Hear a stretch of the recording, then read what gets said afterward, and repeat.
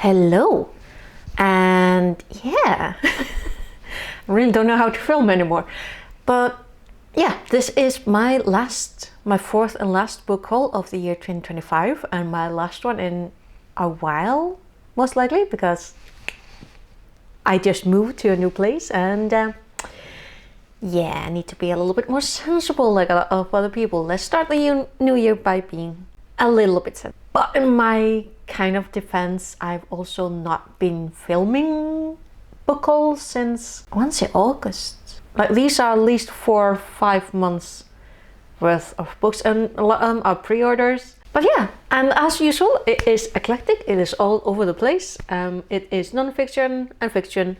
It is horror, romance, fantasy, science fiction, art, classics, basically you name it. Let's just start, okay? So in the new year, but also because I moved to a new place, but I really do want to get back into painting. So I picked up Mark Daniel Nelson's Learn to Paint in Acrylics with 50 Small Paintings. I haven't touched neither acrylic nor oils in so long, and I've been missing it. So, oh, I do want to get into another set of non-fiction. So I do collect these books. These are by A. Trevenna. These are the workbooks that they make about creating worlds. It's about writing, and that is another hobby of mine that I have been doing that. I have been writing, which it has been really keeping me sane and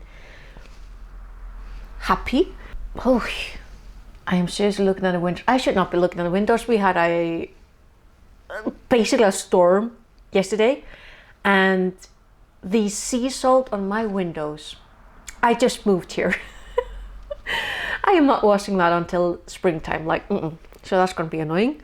But yeah, so I think this is the first mini guide that I actually got. It is Crafting Magic, a mini guide to creating magic for fantasy worlds. How to make myths and mountains, and an author's guide to building epic fantasy worlds. How to create dark worlds, an author's guide to world building, horror, dark fantasy, and grimdark. Although, to be fair, I'm not really into grimdark. Like, grimdark just does not fascinate me. It was overdone at a time, quite a long time, and I was like, nah, not for me. How to craft wonder and wood smoke, an author's guide to building cozy fantasy worlds, and that is way more up my alley. It's like, kinda. I haven't quite finished reading the first one. This is Django Wexler's Everybody Wants to Rule the World Just Like Me. But the part that I got through, I'm like, I am buying the sequel because this is... So the first one, we are following this character who is in a reincarnation loop. She knows that she is in a fantasy world that she was reborn into. She is the heroine. And she consistently fails to defeat the Dark Lord, and she keeps dying. The first one is called How to Become the Dark Lord and Die Trying. She continuously dies. Like, in the first couple of, I think in the first 20 pages, I have no idea how many times she died. It was like constantly dying. And every time she dies, she remembers what happened, so she's just move along, trying another thing. It's like spam saving, basically. And scum saving. And I picked up the sequel because I'm like, I will want to get to the sequel as soon as I finish the first book. Like, that is no brainer. Continuing with sequelitis, John Gwyn's The Fury of the Gods. This is the third and last book of the Bloodsworn saga that is inspired by Norse mythology. And I have this thing of really not wanting to get into a series unless I am sure that I can see the end of it. It's this and Emily Wilde's Heather Fawcett, Emily Wilde's Compendium of Lost Tales. This is also the last in the trilogy about Emily Wilde. And so now I can start reading these. Thing is, Back in the Books is starting a basically a read along in the new year, starting in January, reading the Bloodsworn saga, and I'm like, I am taking part in that. Yeah, very excited because this really looks like Midgard, kind of looks like, The Hunger of the Gods has what has to be Fenrir. pre-ordered The Fury of the Gods. I do like the paperbacks way more than I do like the hardbacks. It's easier to cuddle in bed with a paperback and kind of cheaper. So it does take a little while longer to wait for the paperbacks. Honestly, I think it's worth it. It has to be worth it. But yeah, so last of the trilogy. This is last of its own trilogy as well. So I can finally start reading. Another book I kind of been waiting for, but I really didn't want this cover though. This is the UK cover of Monica Kim's The Eyes Are the Best Part. This has been all over the YouTubes and just the interweb as a whole. I really, really wanted a different cover. The main street is right there and people are walking. Oof. But I have curtains. But yeah, I really wanted the American version because this one just isn't pretty. But I really want to read the book. I'm like, I'll just not look at the cover. But yeah, this is about a Korean girl whose parents are divorced and her mother starts dating this American guy, I believe, who is, well, racist basically. I think he's a mansplainer who knows more about the Korean culture and Korean people than the Koreans do. It's kind of the gist of it that I got. Yeah, bragging about his knowledge of Korean culture as he swaggers around their claustrophobic apartment, ogling her teenage sister. That's right, he's a creep. Ji-won's grip on reality begins to slip. Jennifer Killick, Cheryl Childers, The Witch in the Woods. Someone was talking about this, I believe in October. I think they then DNF'd it and I'm like, I still want to read it. I do have the first book of the Dreadwood series that she also wrote. I have one more reading pile. This one, I was waiting for this one. As soon as I saw this on the Waterstone website, I'm like, yeah, I want to read it. This is Claudia Gray's The Murder of Mr. Wickham. And if you have read the, I mean, honestly, any book by Jane Austen, because this has pretty much all the characters. So Mr. Knightley and Emma are throwing a house party where they are inviting pretty much every single character by Jane Austen, except for Mr. Wickham, who just shows up uninvited, unannounced, and then he's apparently murdered.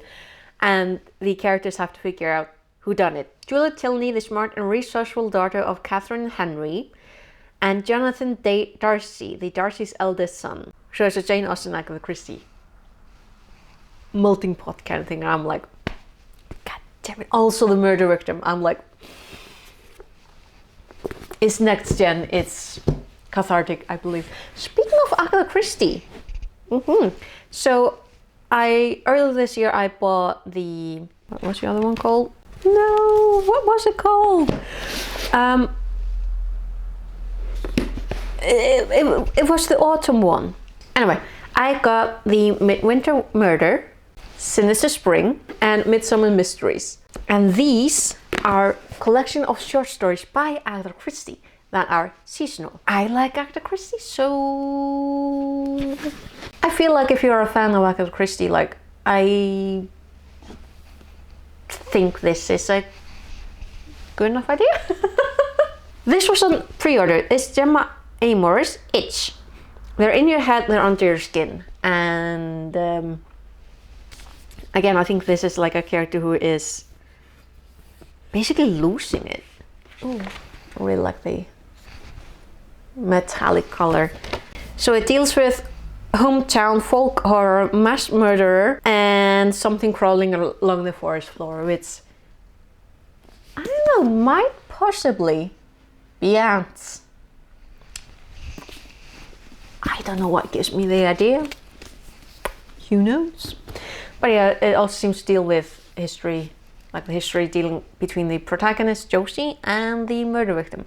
Another pre-order that also deals with bugs, Andrew Joseph White's You Weren't Meant to Be Human. So the author is themselves trans and autistic. Apparently this delves into both subjects, and it does deal with body horror, pregnancy, a lot to do with pregnancy, which is not something that I am very, very deeply into. It terrifies me learning about the things that people go through during pregnancy. That's an airplane. A small one. Leisure one. That's not a medical. Anyway, body horror, which is always terrifying. But on top of that, body horror doing with unwanted pregnancy, because the main character is a man, trans man, who is finally being treated sometimes as a man by his boyfriend or his partner, but then his partner gets him pregnant. He doesn't want the baby because he's a man, but the hive wants a baby. Also, this has sprayed edges, and it is wonderfully gruesome. And yeah, do quite like it. There are more pre-orders here. The Works of Roman by Hiron Ans, which I think this is more like fancy. Oh, look at the art. Oh, it's a purple one. Yeah, so this, he was sent to kill a pest, instead he found a monster. Okay, so the protagonist has to go hunt vermin, and the newest one is a dragon-sized centipede with deadly venom and a ravenous taste for artwork. I also pre-ordered M.A. Kusniar's Force of Hearts, which is a retelling of Snow White. I think it's a romancy though. 6 hearts have been taken, only 1 remains. The huntsman becomes the hunted in a dark Snow White romancy from Sunday Times best-selling author M.A. Kusniar. 7 hearts was the price of reclaiming my queendom. Banishing love was the price of revenge. So Snow White is the, well, not the hero of this, hopefully. I really hope she's not the hero, because that would be fantastic. But yeah, dark retelling of Snow White, who seems to be hunting the huntsman. Nice. Oh, Sandra Lawrence from the Royal Botanical Gardens of Kew. Witch's Garden, plants in folklore, magic and traditional medicine. So this is not a non-fiction to do with plants. About wise women, apothecaries, witches, herbalists, whatever you call them, those who cultivate plants for their fabled mystical and healing properties have existed for thousands of years. Yeah, it's got rosemary and ginger. Ooh, cacao. Yeah, plant enthusiasts. I got R.F. Kuang's Catabasis. So basically it's graduate students who descend into hell to save their instructor so that they can graduate. Got this on discount, I believe. Really, really love the artwork. Oh, it's a nice gray. So the main reason I got this was because of Emily Fox. So what I gather is that quite a few people feel that they aren't smart enough to read this book, or it's too complicated. And also that R.F. Kuang is racist against white people because she doesn't write about white people, she writes about people of color. So that makes her racist towards white people. Doesn't make any sense. Emily Fox was explaining quite well. But yeah, I bought this purely because I then was starting to see people talk about this book being too intellectual and too this and too that. I'm like, that is probably not the case. I'm like, honestly, I got fired up because of Emily Fox. And apparently the protagonists are not people that you are actually expected to like. I'm like, give me that. Like, they are literally going into hell because they want to graduate, because their structure died, went to hell. And people were apparently expecting romance as well, because the students are female male. So that means romance to some people.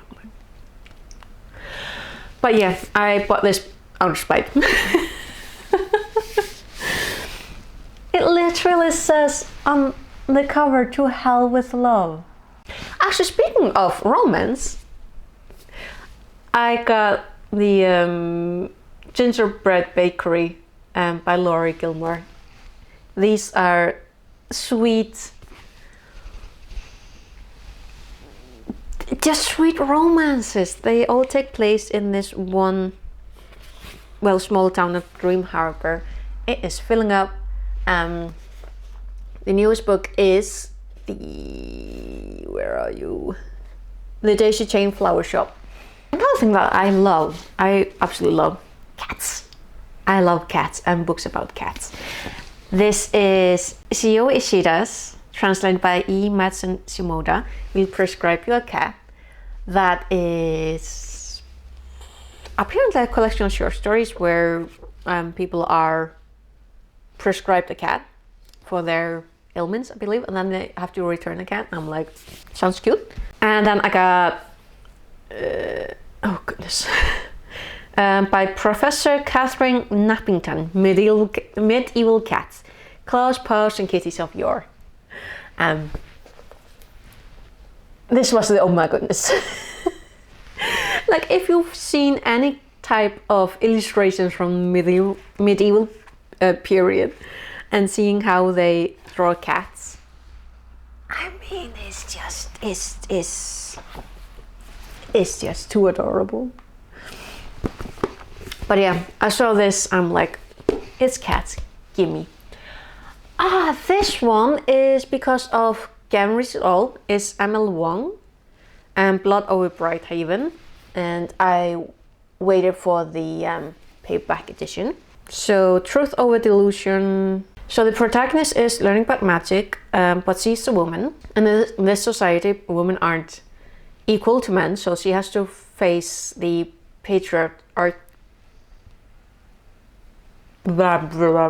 systematic misogyny. But she's also learning about how the system that she exists in and does benefit from is racist towards another, set of people. So it's classism, it's racism, it's sexism, and people learning and hopefully getting better. And I do know that Gavin quite liked this one, so I'm hoping I will as well. And yeah, speaking of completing trilogies, Leigh Bardugo's Siege and Storm and Ruin and Rising. I do already have Shadow and Bone, so now I have another completed trilogy. I don't feel like I need to talk quite a lot about this because this is by now a classic. So that again, I haven't read it yet. There are so many books that I haven't read yet. I should definitely have time now that I have my own place. This was another pre-order. I was waiting for the paperback because again, I like paperbacks way more than like hardbacks. This is Ante Pilegos. You are fairly invited. 6 guests arrive. How many survive? Will leave, sorry. So basically it's a locked room mystery in a house, murder mystery. Who knows? Who knows? Yeah, it's a legendary crime author who is inviting these 6 best-selling thrillers who are invited to this exclusive murder mystery retreat on the author's private island. And then one guest turns up dead and the others find themselves in the midst of a nightmare drawn from Alistair's dark imagination. They may have written thrillers, but now they must survive one. I also got Mary Myrtle by G.G. Carper. So these are logic puzzles that are set up like murder mysteries. Oh, it actually said day by day. It's a logic puzzle. Is good for your brain, basically. Oh, here's another non-fiction. It is Ashley Cullin's, oh goodness, your favorite scary movie that who was it? Kayla from Books and Lala. She was reading, wasn't she reading this one? Someone did. But yeah, how the Scream films rewrote the rules of horror. So I grew up with the Scream films, an absolute coward, so I wasn't a big fan of watching them, but I'm a huge fan of the films. Just not of watching them, because I'm a coward. This is about the Scream films and how they rewrote the rules of horror. Stating the obvious. Another book that I got because of Gavin Rees et al. The Legend of Sleepy Hollow by Washington Irving. So I watched the vlog, both that he set up, or that he put up, and that Gabby Reeds also put up. And then Jen Ackerton also went to Sleepy Hollow in November, seeing her fiance went. So this arrived a little too late for me to read in October, but I did tag all the short stories because The Legend of Sleepy Hollow is not the only story in here. There are other ghostly tales, like Rip Van Winkle, The Devil and Tom Walker. So yeah, very interesting. So that's a classic. I pre-ordered Sing Nasang's Omniscient Reader's Viewpoint, volume 2 of the... Is it a light novel? Yeah, I think it's a light novel. And this is printed in South Korea. And I just love the artwork. Like, I have the... people, I have the manga as well. So I'm collecting both these. Like, these are... This story was originally published on the web. It's a web novel originally. I just love it. I love it. Oh, another classic. And literally, because I was gonna have such a busy reading time, instead I had a differently busy time. John Polidori's The Vampire. Yeah, it's about a vampire. Twilight in these southern climates is almost unknown. Immediately the sun sets, night begins. Cool is that? So this was originally written... Ew! It was written during the infamous gathering of the Shalleys, Byron and Polidori, by Lake Geneva in the summer of 1816. It was first published in the New Monthly Magazine in April 1819. So it's 200 years old. This was written at the same time as Frankenstein. The more you learn. But yeah, it's a classic and I really want to read it. Another one that a lot of people are talking about, M.L. Rio's Graveyard Shift, and a lot of people have quite a few things to talk about. It has mushrooms. This has to have something to do with fungi. So basically it's a group of people who are gathering. Yeah, they're working a late shift. It's a bartender, a rideshare driver, a hotel receptionist, the steward of the derelict church that looms over them, and the editor-in-chief of the college paper. So then they find a hole that wasn't in the cemetery before, a fresh open grave where no grave should be. But who dug it and for whom? When the gravedigger returns, the group trail him through the night only to realize he may be the key to a string of strange happenings around town and that they may be closer to the mystery than they thought. It's really pretty cover. A little bit gruesome, but it's pretty. So yeah, a lot of different opinions about this book. Like, people seem a little bit disappointed by it, so now I'm intrigued. T. Kingfisher, What Moves the Dead, on the other hand, is one story that a lot of people just quite like. This one is way more fancy. Oh, this one is like a retelling of the House of Usher, and it has to do with fungi as well. Oh, I'm looking forward to that. Seiji Yoko Miso, Murder at the Black Cat Cafe. I think this was on discount on Waterstones when I ordered it. This is about, basically, I think it's a patrolling policeman catches a young Buddhist monk digging in the backyard of the Black Cat Cafe, a notorious brothel. In the shallow grave at his feet lie the dead body of a woman, her face disfigured beyond your recognition, and the corpse of a black cat. And I have to say, I was a little bit intrigued because the cover just looks really pretty, but I wasn't that interested until I saw people reading it. First and foremost, can't read it all. Like, talk about influencing people. I think I'm about 2/3 of the way done. Another that was on discount on Waterstones is Everina Maxwell's Winter's Orbit, and this is a gay space opera. That is how I've summarized it for myself, and that's how I'm gonna summarize it for you until I know any better. Do with potential murder mystery, it's planetary politics and political marriage. It's two men. Bella Mackie, what a way to go. She's the author of How to Kill Your Family. So it's a rich, powerful, morally bankrupt family where the father is dead and his wife and 4 children each have a motive and a true crime obsessed outsider ready to expose the killer. A collection of classic short stories, short mysteries for summer. Murder at the Beach. I do have Murder at a Heat Wave, but there's also Murder Under the Sun, Murder Takes a Holiday, and Murder in Midsummer. So that was the last of the fiction. This is the last of non-fiction. I've been waiting for this one. Zainab Badawi, An African History of Africa from the Dawn of Humanity to Independence. This is something that I've been wishing for and wanting and looking for decades. Because when you're learning history of any place, like European history, Italian, Icelandic, Chinese history, Japanese history, American history, history of Mexico, Canada, Panama. So when you're learning the history of a place, you want to hear it from the people who actually live there. You don't want to constantly hear it from the same group of white European settlers from either Spain or England, either of these huge colonizing world empires, telling you the stories, because they weren't always very great about talking to the locals, or learning from the locals, or not talking about the locals as anything but savages, because those people called Icelanders savages. Because anyway, so I've been wanting to read African history as written by African, and now I have a nice book. Yeah, like I said, for too long Africa's history has been dominated by Western narratives of slavery and colonialism, or simply ignored. So I am very excited about this. This is going to be a long-term read because it's hefty. And I really hope I'm going to learn a lot of things.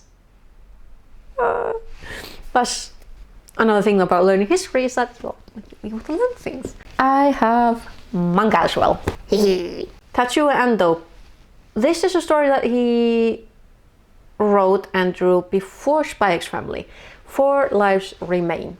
A young girl fighting her way through bounty hunter school, a princess forced to flee her moon empire after a coup, witch hunters hell-bent on killing with blood-sucking swords, and a group of ragtag musketeers tracking down armed robbers. In these early works by Tatsuya Endo, creator of the hit series Spy X Family, follow the adventures of 4 resourceful and unexpected heroes as they discover that true strength, power and beauty can be found in walking the path one believes in. So I'm gonna go on a limb and say it's fantasy. Speaking of Spy Family, these are pre-orders, mind you. I pre-ordered volumes 14 and 16. 15, I'm sorry. I'm thinking about the next one on the basket. So I write everything down. I make a list of every book that I order when it's expected. Still, somehow I managed to double order volume 15, so one has to go into the charity bin.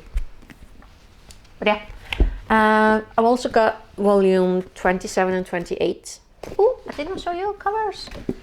So 14 and 15 of Spy X Family, and 27 and 28 of Jujutsu Kaisen.